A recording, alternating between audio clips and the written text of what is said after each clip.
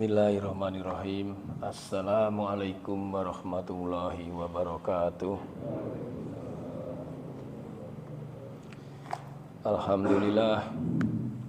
Alhamdulillahi rabbil alamin wa bihi nasta'inu ala umurid dunya waddin. Wassalatu wassalamu ala asrofil anbiya'i wal mursalin wa ala alihi wa sahbihi ajma'in, amma ba'du. Jamaah Masjid Anas, pada pagi hari ini alhamdulillah kita masih diberi kekuatan, kemampuan dan kemauan untuk tetap bisa hadir di majelis yang mulia ini, sehingga kita wajib bersyukur atas kehadirat Allah Subhanahu wa taala. Salawat dan salam semoga tercurah kepada junjungan kita Nabi Muhammad sallallahu alaihi wasallam. Selanjutnya pada kulsub pada pagi hari ini saya akan menyampaikan tentang adab dan akhlak dalam Islam.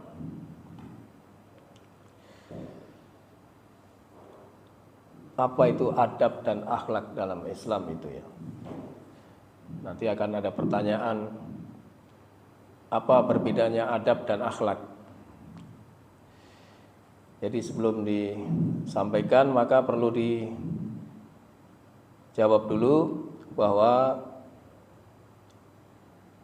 menurut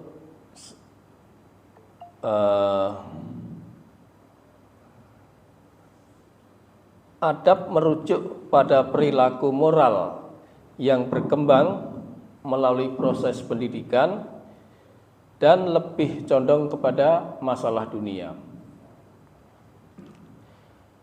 Sedangkan akhlak itu lebih mengacu kepada perilaku moral yang timbul dari proses ibadah dan lebih condong kepada urusan akhirat. Artinya bahwa seseorang di luar mungkin dapat menunjukkan adab yang baik, sopan, lembut, namun belum tentu memiliki akhlak yang baik. Misalnya apa? Seseorang mempunyai kedisiplinan, kejujuran, kebaikan, sopan santun. Karena semua itu hasil didikan. Tetapi pada saat yang sama, seseorang itu bisa terlibat dalam perilaku yang negatif, seperti perselingkuhan atau marah-marah itu, atau ternyata seorang pencandu narkoba, ya, itu dia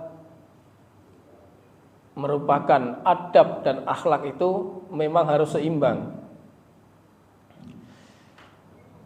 Maka sebisa mungkin adab dan akhlak ini terus kita pelajari, kemudian kita berusaha untuk kita amalkan, untuk diaplikasikan. Karena kadang adab ini walaupun terasa mudah, tetapi masih banyak yang melupakan atau bahkan menghiraukan masalah adab dan akhlak ini. Padahal kalau kita ikutin, walaupun itu dalam tanda kutip sepele, tapi pasti ada kebaikan di dalamnya. Bahkan bisa diampuni dosa-dosanya. Oleh karenanya merupakan hal sangat penting, bahkan ada yang mengatakan sebelum belajar ilmu itu belajar adab dulu. Sebab tidak mungkin kalau orang berilmu tapi nggak punya adab. Bukan nggak mungkin ya, tapi tidak selaras itu, Pak. Banyak contoh-contoh bahwa ketika Rasulullah SAW mengedepankan adabnya dan akhlaknya, orang yang melihat itu bisa saja mendapatkan hidayah lalu masuk Islam. Ya, berarti adab dan akhlak ini bisa menjadi bagian pintu hidayah. Dan tadi sudah saya katakan bahwa adab dan akhlak itu adalah ilmu yang harus sebanding. Adab harus dibarengi dengan ilmu, begitu juga ilmu harus diimbangi dengan adab. Jika adab tanpa ilmu, ya tadi saya katakan itu, maka tidak seimbang, nggak matching gitu ya Pak ya. Ibaratnya kalau orang pakai baju tapi nggak pakai celana, atau sebaliknya. Rasulullah pernah ditanya dari sahabat Hisam bin Amir, pernah bertanya kepada Aisyah radhiyallahu anha tentang akhlak Rasulullah SAW. Sa'ad bin Hisam bin Amir telah datang ke Madinah dan bertemu dengan Aisyah radhiyallahu anha. Lalu ia bertanya,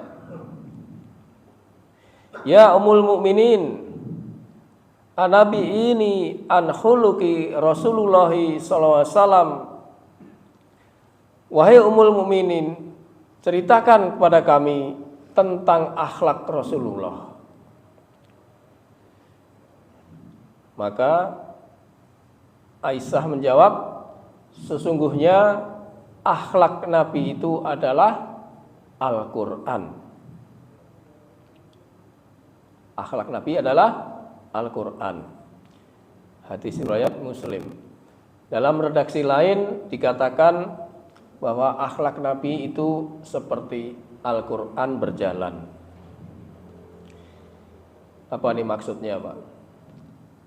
Akhlak Nabi, akhlak Al-Quran. Maksudnya kalau Quran bilang haram, ya haram. Kalau Quran bilang halal, ya halal. Al-Quran bilang hijau, ya hijau. Merah, ya merah. Jangan diputar-putar, jangan dibalik-balik. Ya memang jawaban Aisyah radhiyallahu anha ini sangat singkat, tapi syarat makna. Ia mensifati Rasulullah SAW dengan suatu sifat yang dapat mewakili seluruh sifat yang ada. Memang tepat bahwa akhlak Nabi SAW adalah Al-Quran. Karenanya Nabi diutus diantaranya untuk menyempurnakan akhlak. Karena Nabi diutus, maka Nabi tentu memberikan contoh yang baik. Maka beliau di dalam Al-Quran dikatakan uswatun hasanah.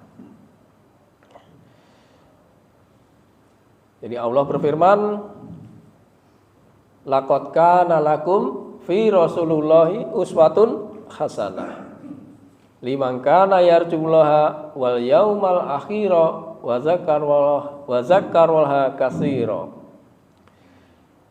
Sungguh telah ada pada diri Rasulullah itu suri tauladan yang baik bagi kita semua, bagi orang yang mengharapkan rahmat Allah dan pada hari kiamat, dan yang banyak mengingat Allah. Al-Ahzab 21.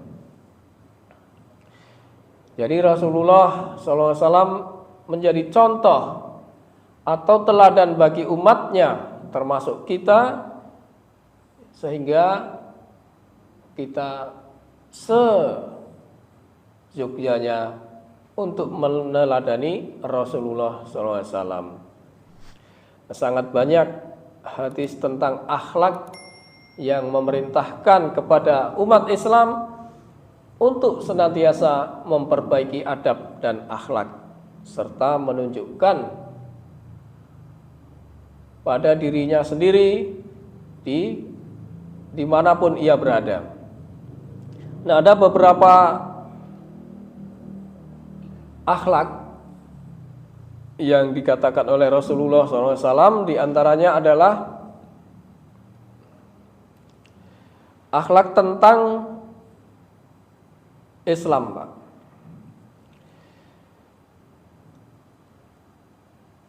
Dari Anas bin Malik radhiyallahu anhu, inna likulli dini khuluqan wa khuluqa islama khaya'u.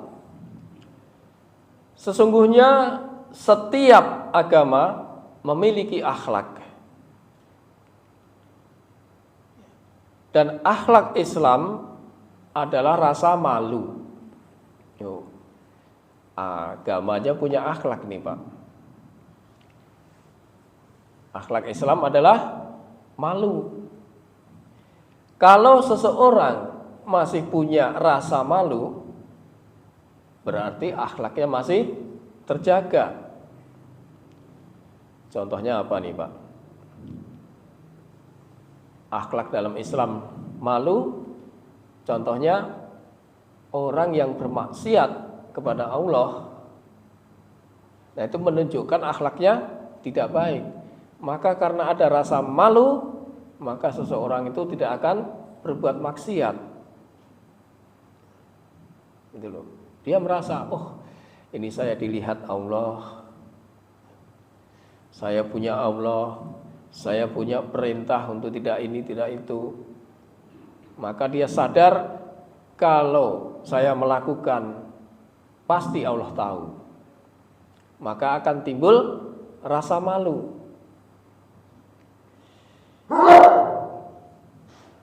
Maka selain itu, seseorang perlu malu. Karena kenapa kita pasti malu? Karena Allah sendiri juga punya rasa malu, Pak. Antiknya gini, Pak. Allah punya rasa malu, Pak. Sebentar, Pak. Ini.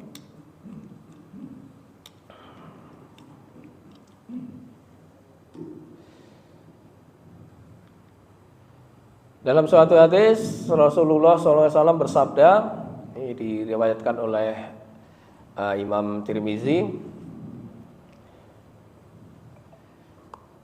sesungguhnya Allah Maha Malu dan dermawan. Allah malu apabila seseorang hambanya berdoa kepada Allah dengan mengadahkan kedua tangannya, ya, kemudian Allah kembalikan tanpa dikabulkan. Jadi Allah nggak mengabulkan doanya itu, tapi Allah sendiri rasa malu, Pak. Kok Allah bisa punya rasa malu gitu ya? Malu hambanya berdoa, dia sudah mengangkat tangan, tapi tidak dikabulkan. Nah, maka untuk membuat Allah tidak malu itu, ketika seseorang berdoa, maka harus dipenuhi perintahnya. Wa idza sa'alaka ibadi anni fa inni qarib ujibu da'wadat da'i idza da'an. Nah, ini fal yastajibuli wal yu'minu bi la'allahum yarsyudun. Dan apabila hamba-hambaku bertanya kepadamu Muhammad tentang aku, kata Allah, maka sesungguhnya aku dekat. Itu jawaban Allah. Aku kabulkan permohonan orang yang berdoa apabila dia berdoa kepadaku. Nah, tapi syaratnya hendaklah mereka itu memenuhi perintahku dan beriman kepadaku, agar mereka memperoleh kebenaran. Nah, itu syaratnya itu Pak, untuk berdoa itu supaya Allah tidak malu. Maka ketika kita berdoa, syaratnya dipenuhi, yaitu memenuhi perintah Allah dan beriman. Maka kita cek diri kita sendiri, apakah perintah-perintah Allah ini sudah kita penuhi semua? Maka kalau belum, nggak apa-apa Pak. Step by step kita belajar apa yang diperintahkan oleh Allah, sehingga perintah itu pun yang kita lakukan, kita amalkan itu sesuai dengan ajaran Nabi Sallallahu Alaihi Wasallam. Sehingga kalau kita berdoa, insya Allah dikabulkan.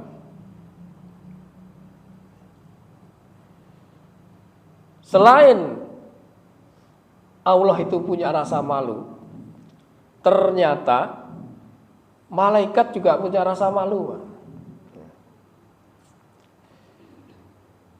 Saat itu dikisahkan ini ya, Nabi SAW sedang berbaring di rumahnya untuk menyambut Abu Bakar.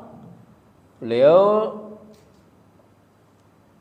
ketika Abu Bakar itu mengetok pintu atau mengucapkan salam, maka Rasulullah juga mengucapkan salam, menjawab salam. Namun posisi beliau saat itu tetap di atas tempat tidur. Bagian tumitnya itu kelihatan, jadi gamisnya tersingkap gitu, sehingga nampak di bawah kakinya. Maka ketika Abu Bakar sudah masuk rumah berbincang-bincang, setelah selesai Abu Bakar pamit. Tak lama kemudian Umar datang lagi setelah mengucapkan salam, maka ia masuk menemui Rasulullah. Setelah Umar bin Khattab tadi menyampaikan pesan atau maksud kedatangannya, maka Umar pun pamit pergi dari rumah Rasulullah SAW. Setelah itu giliran Utsman bin Affan yang ingin bertemu dengan Rasulullah SAW. Setelah mengucapkan salam, maka Rasulullah memberikan izin. Nah, tapi Aisyah radhiyallahu anha memperhatikan suaminya itu, memberikan Rasulullah, mengubah posisi duduknya Pak. Yang tadinya ketika menerima Abu Bakar dan Umar, Rasulullah tetap tidak merubah posisinya. Dia masih kelihatan tumitnya atau setengah kakinya. Nah, ketika Utsman datang, ini Rasulullah merubah posisinya, dia duduk. Maka ketika diperhatikan oleh Aisyah ini, Aisyah bertanya, "Wahai Rasulullah, engkau tidak bersiap begitu ada kedatangan ayahku Abu Bakar dan Umar." Maka apa kata Rasulullah? Ya, Utsman merupakan seseorang yang pemalu. Bila dia masuk sedangkan aku masih berbaring, seperti apa, pasti dia malu untuk masuk. Dan Utsman akan cepat-cepat pulang. Padahal belum diselesaikan keperluannya. Wahai Aisyah, tidaklah aku patut malu kepada seseorang yang mempunyai rasa malu dan disegani oleh malaikat. Itu jawab Rasulullah. Nah, Rasulullah menerangkan bahkan para malaikat pun bersikap malu terhadap Utsman. Jadi Utsman itu mempunyai sifat pemalu, sifat yang merupakan teladan bagi umat Islam. Sebab hal itu sendiri diajarkan oleh baginda Rasulullah SAW. Karena dalam satu hadis Rasulullah bersabda, malu tidak menimbulkan sesuatu kecuali kebaikan. Jadi malu, sifat malu itu tidak menimbulkan sesuatu kecuali kebaikan. Tapi beda ya Pak, malu-maluin beda Pak.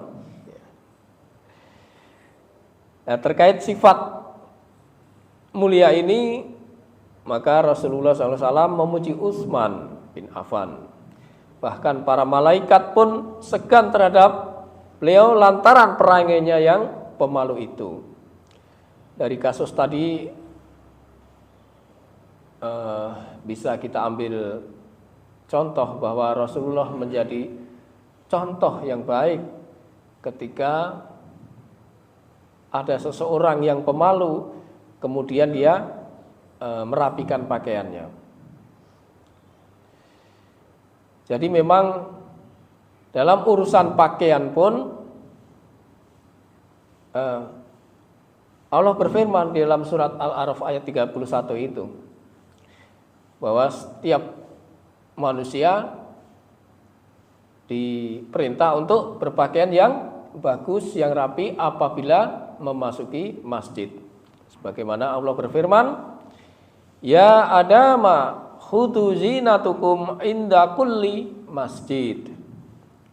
Wahai anak cucu Adam, pakailah pakaianmu yang bagus pada setiap memasuki masjid. Nah, ini pernah dibahas ya. Ya, sering dibahas mengenai pakaian ke masjid ini. Tapi kita selidiki sedikit bahwa ternyata ini perintah Pak. Perintah atau anjuran Pak. Untuk memasuki masjid ini kita perlu berpakaian yang bagus, yang rapi. Tidak perlu mahal Pak, bukan itu ukurannya. Tetapi bisa menutupi aurat. Kalau perlu jangan ada yang ada tulisannya Pak. Menurut tafsir Ibnu Katsir ini adalah perintah. Menurut beliau ayat ini turun kenapa? Karena dulu orang-orang musyrikin itu kalau tawaf keliling Ka'bah itu telanjang Pak. Pernah dengar ya Pak? Telanjang Pak keliling itu, tidak berpakaian. Jadi jangan Pak Sofyan bilang gundal gandul Pak, jangan. Ya keliling.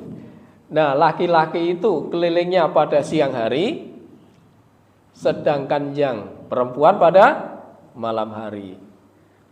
Kan ini tidak baik Pak. Tidak sopan, tidak beradab. Maka turun ayat ini menurut Ibnu Katsir tadi, bahwa diwajibkan setiap memasuki arena masjid untuk berpakaian yang bagus, selain untuk menutupin aurat. Ya, itu adalah tadi akhlak Islam, yaitu mengenai malu.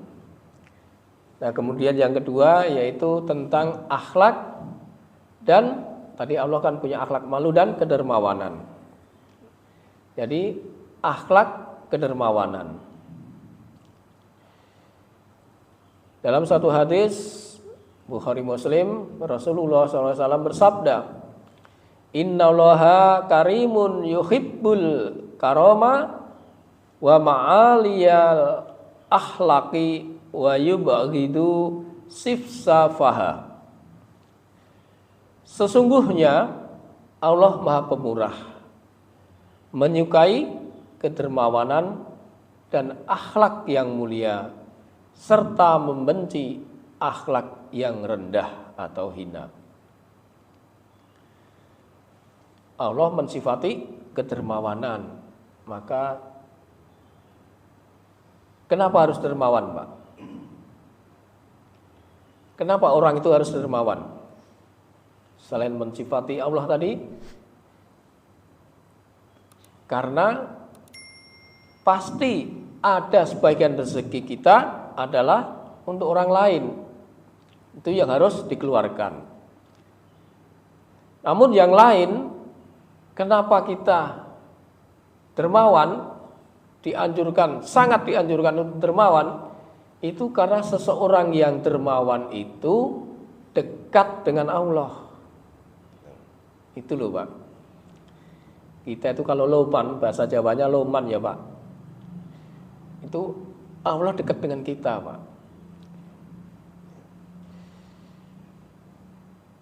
Kalau Allah dekat kita berarti surga juga dekat. Sebagaimana hadis diriwayatkan oleh Imam Ahmad, as-sakhiyu qaribun minallah. Orang yang dermawan itu dekat dengan Allah. Wa qaribu minal jannah. Dan dekat dengan surga. Wa qaribum minan nas, dan dekat dengan manusia. Wa ba'idun minan nar, dan jauh dari neraka. Jadi orang yang dermawan tadi itu dekat dengan Allah, karena Allah senang, karena Allah mempunyai sifat dermawan. Karena orang itu mensifati Allah, pasti Allah senang. Karena Allah senang, maka orang yang dermawan itu dekat dengan surga. Pasti ujungnya ke situ Pak. Wa qaribum minanas, dekat dengan manusia. Orang yang dermawan biasanya Pak, itu istilahnya ada gula, ada semut. Makanya dekat dengan manusia dan jauh dari neraka. Nah itulah kenapa di antara akhlak seseorang dalam Islam itu adalah menjadi seorang yang dermawan. Nah kemudian tentang akhlak keimanan. Dalam sebuah hadis Imam At-Tirmizi, Rasulullah SAW bersabda, An Abi Hurairah qala Rasulullah sallallahu alaihi wasallam, akmalul mu'minina imanan ahsanuhum khuluqan wa khiyarukum linisaihim khuluqa. Orang mukmin yang paling sempurna keimanannya adalah ia memiliki akhlak yang terbaik. Yang terbaik di antara kalian adalah terbaik akhlaknya kepada pasangannya. Nah, jadi kita sebagai seorang suami, entah istri atau suami ini ya pasangannya itu, maka kewajiban kita harus berakhlak baik kepada istri kita. Istri juga berakhlak baik kepada suami. Maka harus paham antara hak dan kewajiban masing-masing. Jadi kalau paham, ditunjang dengan akhlak yang baik kepada pasangannya, pasti beres Pak rumah tangga itu. Walaupun pendapatan kadang-kadang tidak mencukupi menurut ukurannya, tetapi dibarengi dengan akhlak itu pasti tetap akan langgeng. Kalau saya banyak mendengarkan di medsos itu kan, karena kasus perceraian itu karena rata-rata atau kebanyakan masalah keuangan. Yang kedua masalah perselingkuhan. Nah itu semua kalau tidak didasari dengan akhlak yang baik, ya itu tadi akan dapat mudah dengan bercerai. Sedangkan perceraian itu adalah salah satu keunggulan setan. Jadi setan yang bisa menceraikan pasangan itu, dia akan mendapatkan pangkat jenderal itu di dalam kesetanan ya Pak ya. Iya. Nah kemudian akhlak yang baik yaitu yang mencapai derajat yang tinggi. Abu Darda radhiyallahu anhu berkata, aku mendengar Rasulullah SAW bersabda, tak ada yang lebih berat dari timbangan pada hari pembalasan, yaitu akhlak yang baik. Sungguh orang yang berakhlak baik akan mencapai derajat yang sangat tinggi, seperti derajat orang yang berpuasa dan sholat. Ya, jadi derajat kita sholat, derajat kita puasa, itu sesuatu akhlak yang terbaik. Dan ini di sisi Allah adalah suatu derajat yang sangat tinggi. Kemudian maka sholat dan puasa kita itu sebisa mungkin ya kita selalu muhasabah, sudah benarkah sholat saya? Sudah benarkah apa yang kita ucapkan di dalam sholat itu? Nah ini nanti akan timbul rasa penasaran dalam diri kita, terus bermuhasabah. Begitu juga puasa. Puasa kita niatnya apa? Apa karena mertua? Apa karena pengen lulus? Nah itu semua harus digali supaya kita benar-benar ketika kita dalam ibadah sholat dan puasa ini benar-benar mengikuti contoh Rasulullah SAW dan mempunyai niat yang ikhlas hanya kepada Allah Subhanahu wa Ta'ala, sehingga akan mencapai derajat yang tinggi. Nah kemudian tentang akhlak jaminan Rasulullah SAW.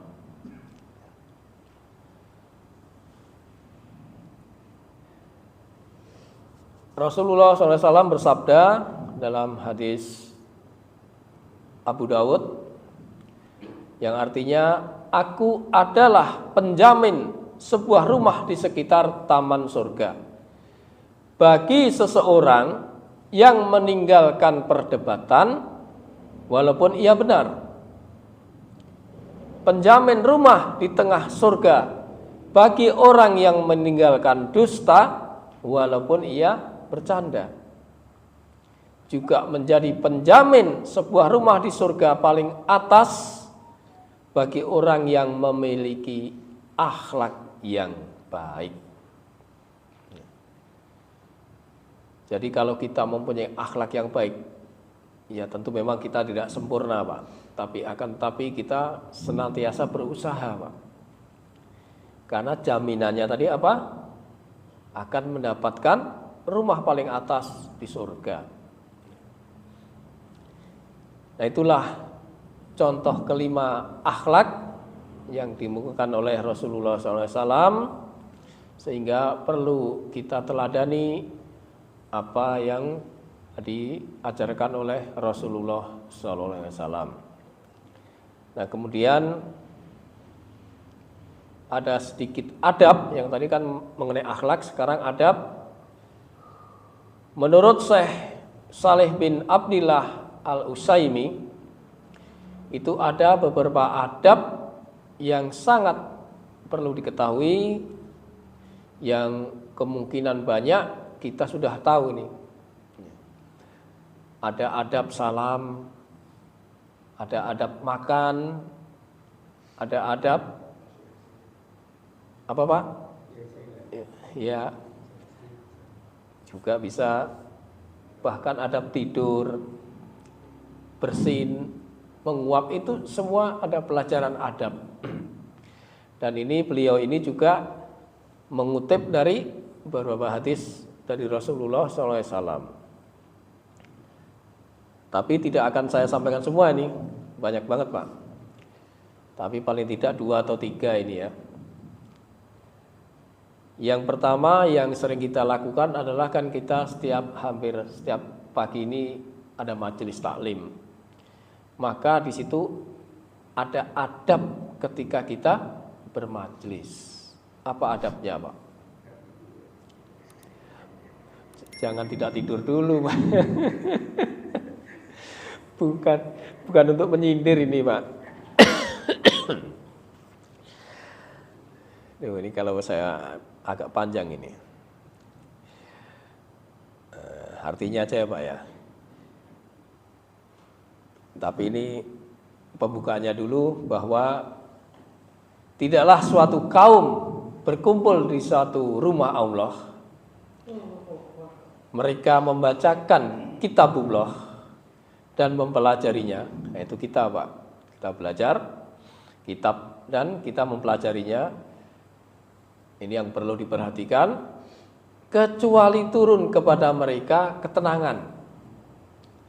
Nah, kalau di antara ini ada yang nggak tenang dalam belajar ini, pasti ada masalah. Dan rahmat menyelimuti mereka. Nah, kita sedang diselimuti rahmat ini. Para malaikat mengelilingi mereka dan Allah memuji mereka di hadapan makhluk yang ada di dekatnya. Jadi saat ini kita sedang bermajelis ini, malaikat mengelilingi kita dan Allah sedang mengumumkan kepada makhluk yang di langit, ya, makhluk yang ada di dekatnya. Maka kita bersyukur, Pak, adanya majelis taklim ini. Selain kita banyak mendapatkan ilmu, banyak belajar, maka senantiasa dirahmati Allah Subhanahu wa ta'ala. Nah, karena sedang belajar dan mempelajari kitabullah ini, maka perlu dijaga adabnya. Ya, karena ini termasuk adab yang agung di dalam majelis. Di antaranya apa, Pak? Ini menurut Syekh siapa tadi? Menurut siapa tadi, Pak? Syekh Salih bin Abdullah tadi. Di antaranya adalah beliau mengatakan jangan melangkai atau memisah saudaranya. Nah, tapi sekarang kita tidak, Pak. Karena apa? Tidak penuh. Kan kadang-kadang kalau ada kajian, ada tausiah, ceramah itu penuh sesak itu. Kadang-kadang orang pengen ke depan dengan melangkai saudara-saudaranya. Nah, itu tidak beradab namanya menurut beliau. Kemudian ketika dia datang telat, itu mengucapkan salam, Pak. Assalamualaikum gitu. Itu adabnya begitu. Terus meninggalkan pun juga begitu. Meninggalkan majelis, berpamitan. Assalamualaikum. Kemudian kata beliau, jangan berbicara sendiri ketika sedang disampaikan. Ini juga merupakan satu adab. Tapi dengarkanlah dan sebaik mungkin ikatlah dengan pena. Maksudnya ketika ada kajian dicatat, Pak. Tapi ketika ini dulu konteksnya nih, Pak, dulu belum ada HP, belum bisa direkam gitu, Pak. Kalau zaman Rasulullah begitu. Jadi sahabat itu mencatat apa yang disampaikan oleh Rasulullah, sahabat menyampaikan sahabat yang lain dicatat, diikat dengan pena. Nah, kalau zaman sekarang gampang, Pak. Kalau ada irfan mah tenang. Tinggal buka YouTube besok keluar. Nah, kemudian adab yang paling penting yaitu ketika selesai majelis menutup dengan kafaratul majelis. Nah, ini mudah-mudahan semua ini sudah kita amalkan adab-adab ini. Nah, mudah-mudahan niscaya kalau kita mengamalkan ini berarti mengikuti contoh Rasulullah SAW, sehingga niscaya Allah akan mengampuni dosa-dosa kita. Kemudian ini saya saya preteli itu Pak ini, karena ini kadang-kadang saya juga melihat masih ada sahabat-sahabat saya itu yang kalau makan pakai suka tangan kiri Pak.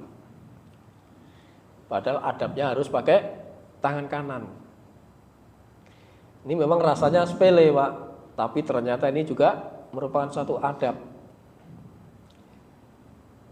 Kata beliau, samillaha fi ba'tidai a'lika wa surbika qailan bismillah wa kul biyaminika wa kul mimma yalika wa idza faraqta fal'aq asabi'ak wa kul alhamdulillah. Ketika engkau akan memulai makan dan minum, seraya mengatakan bismillah. Jika kita comot pisang goreng atau lontong, bismillah, baru makan. Makanlah dengan tangan kananmu dan makanlah yang terdekat denganmu. Dan apabila engkau selesai, maka ucapkanlah alhamdulillah. Itu merupakan adab dalam makan dan minum.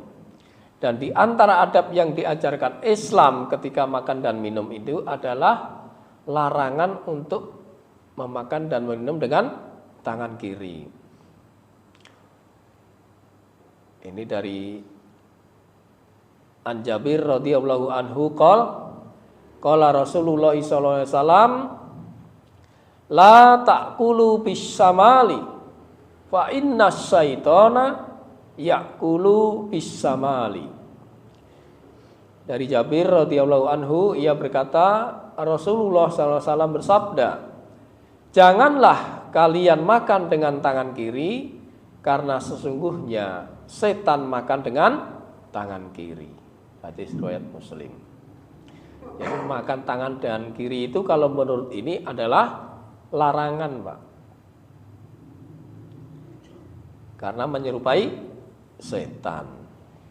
Nah, hal ini sejatinya memang merupakan kebiasaan adat orang timur ya, apalagi di kita ini Pak.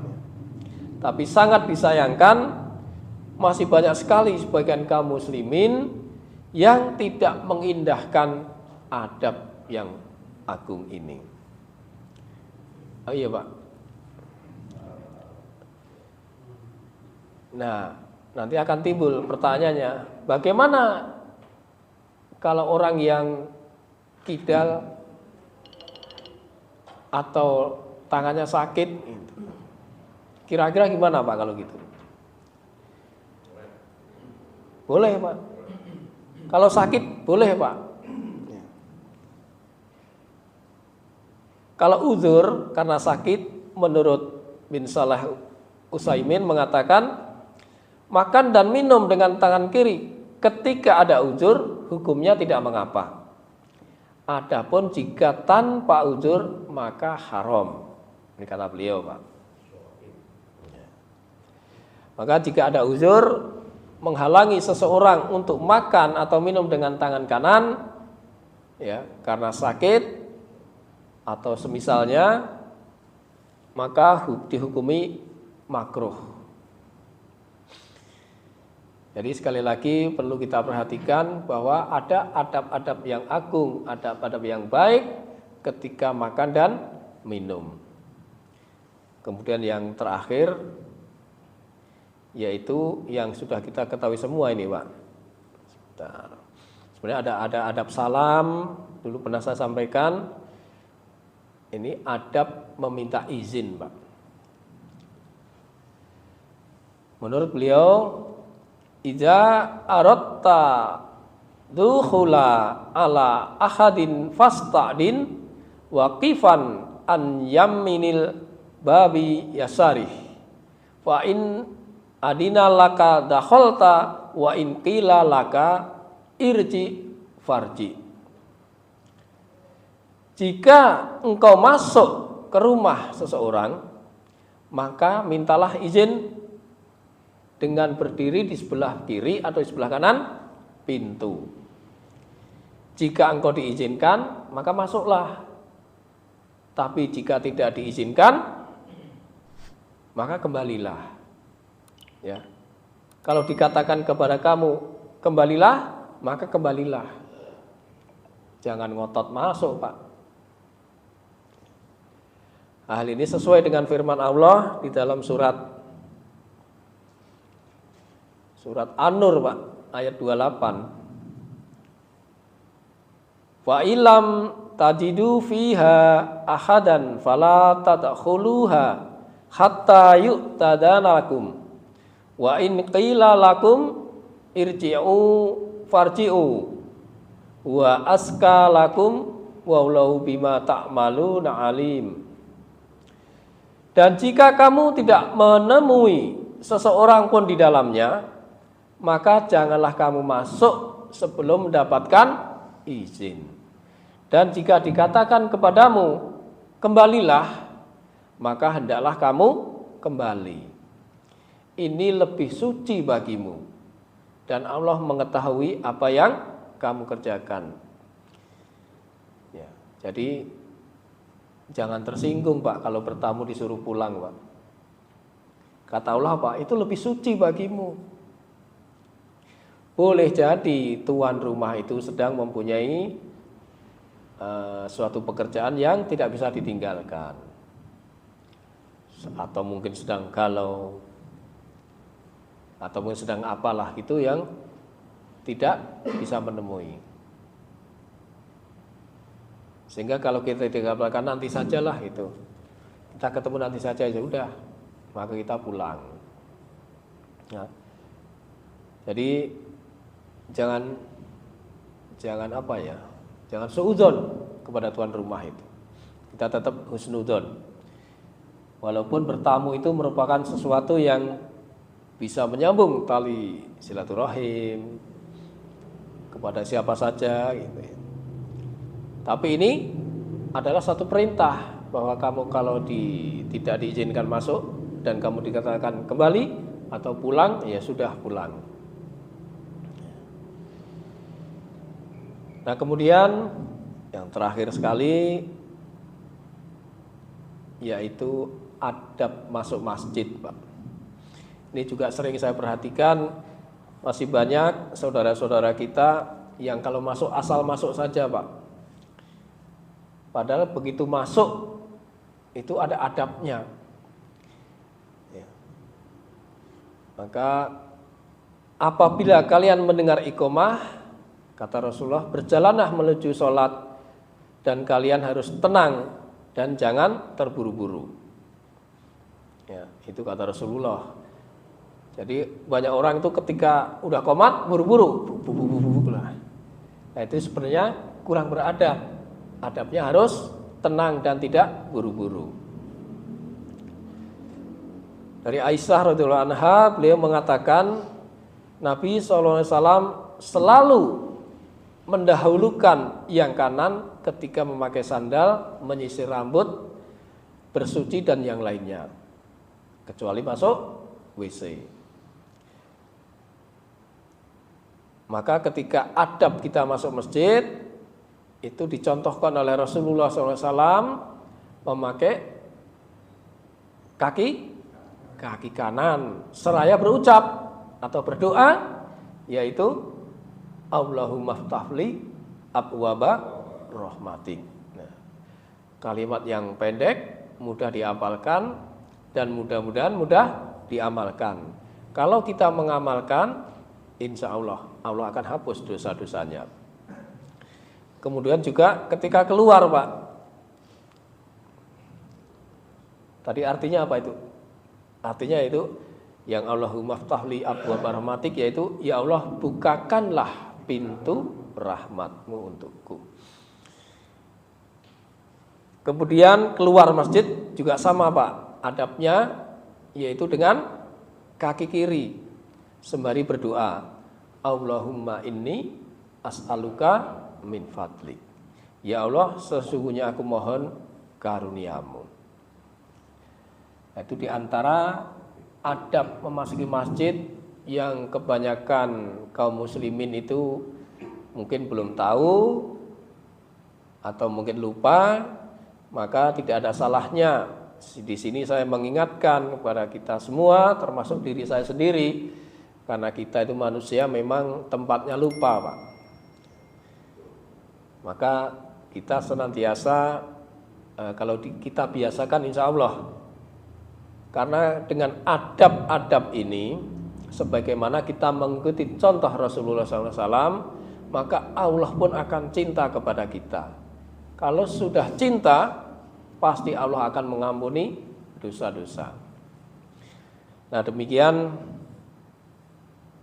kulsub pada pagi hari ini, mudah-mudahan ada manfaatnya bagi kita semua. Itu tadi antara akhlak dan adab yang harus kita kedepankan. Kita senantiasa berusaha agar kita mendapatkan rahmat Allah Subhanahu wa taala. Saya kira udah cukup ya. Oh, baik, Pak. Kalau tadi katakan makan pakai tangan, kalau makan pakai kidal pakai tangan kiri gimana? Biasa lah. Yang kedua itu ada menutup aurat, Pak. Iya. Apakah dengan menutup itu kita pakai tangan pendek ke rumah, padahal kita juga enggak. Apakah itu yang merupakan hal yang terlarang atau gimana ya? Ya. Apa itu kalau kidal? Itu kalau tidak dinyalakan suatu penyakit, ya itu juga harus berusaha, Pak, untuk biasa belajar untuk memakai tangan kanan, Pak. Tapi kalau kidalnya itu divonis menjadi suatu penyakit, maka tadi tidak mengapa, Pak. Kan mesti tangan kiri terus gitu, Pak, ya. Apa-apa pakai tangan kiri, gitu. Karena suatu penyakit, Pak, mungkin, Pak, gitu. Tapi adik saya kalau nulis kidal, kalau makan aku tekan. Nah, iya. Tapi kalau menulis, saya belum tahu hadisnya, Pak. Adab apa bukan gitu nggak tahu, Pak. Nulis kiri memang dari dulu kiri gitu. Tapi kalau makan, ya itu bagus, Pak. Masih ada bagusnya itu, Pak. Karena kalau makan pakai tangan kiri kan menyerupai setan, Pak. Tapi kalau menulis nggak ada, belum menemukan riwayatnya itu. Iya.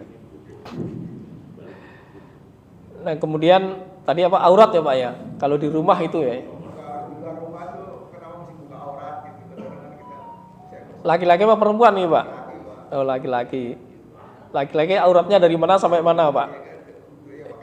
Ya. Iya. Ya, selama tidak dengan mahramnya sih nggak masalah, Pak. Misalnya kita di rumah, Pak. Kan mahram itu kan istri, anak. Oke. Nah, kalau di luar, ya mestinya jangan, Pak. Itu kan buka aurat kan dosa, Pak. Sebisa mungkin ya, kalau kita mau simple ya apa sarungan kayak gitu, Pak. Pakai kaos oblong gitu. Karena mungkin gerah panas ya, Pak. Jangan sampai kita di luar telanjang. Sedikit usul, Pak. Kalau bisa pada KM juga di masjid itu ada itu apa namanya? Rompi. Iya. Rompi karena kemarin tuh ada bapak-bapak mungkin dia ada pakai kaos tulisannya hey guys kan. Ya pas saya di belakang baca enggak mau bila kan bapaknya kan di sini nih. Ya mungkin dia nggak ngerti lah pakai kaos ya kan. Hi guys. I guess go guys itu ya. Bukan hi guys apa kita ngerti bapaknya apa gitu. Jadi kalau misalnya ada rompi, tulisannya gede banget tuh. Ya itu kalau sholat dengan apa baju atau kaos tulisan itu kan bisa mengganggu di belakangnya, Pak. Nah itu makruhnya di situ, Pak. Makruh kan sesuatu yang tidak disenangi gitu.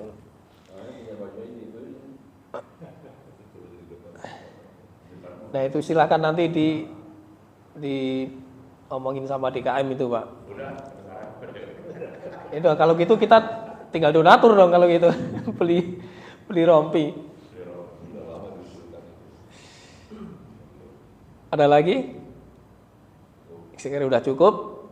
Kita tutup kajian pada pagi hari ini dengan membaca kafaratul majelis. Subhanakallahumma wa bihamdika asyhadu an la ilaha illa anta astaghfiruka wa atubu ilaik.